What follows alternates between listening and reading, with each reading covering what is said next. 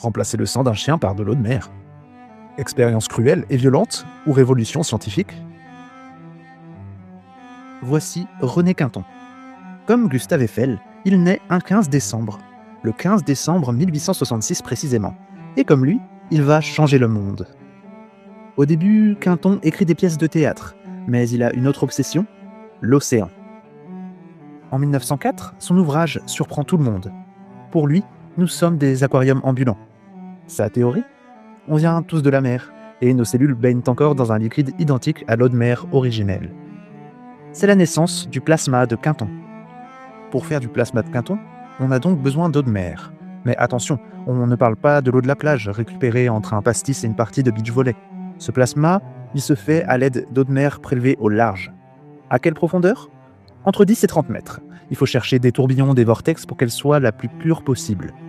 Ensuite, on la filtre à froid pour garder les nutriments vivants et on termine par la diluer pour qu'elle soit parfaitement acceptée par le corps.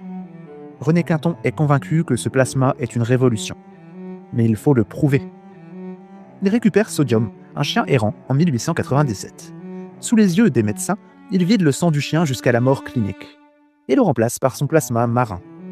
Le lendemain, le chien court dans tout le labo, il est en pleine forme. Sodium vivra 5 ans de plus, avant de finir percuté par un train. Mais René Quinton ne s'arrête pas là. Nager, c'est bien, mais voler, c'est mieux.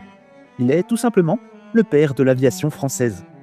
En 1908, alors que tout le monde se moque des premiers avions, lui, il finance des légendes de l'aviation et crée la Ligue nationale aérienne.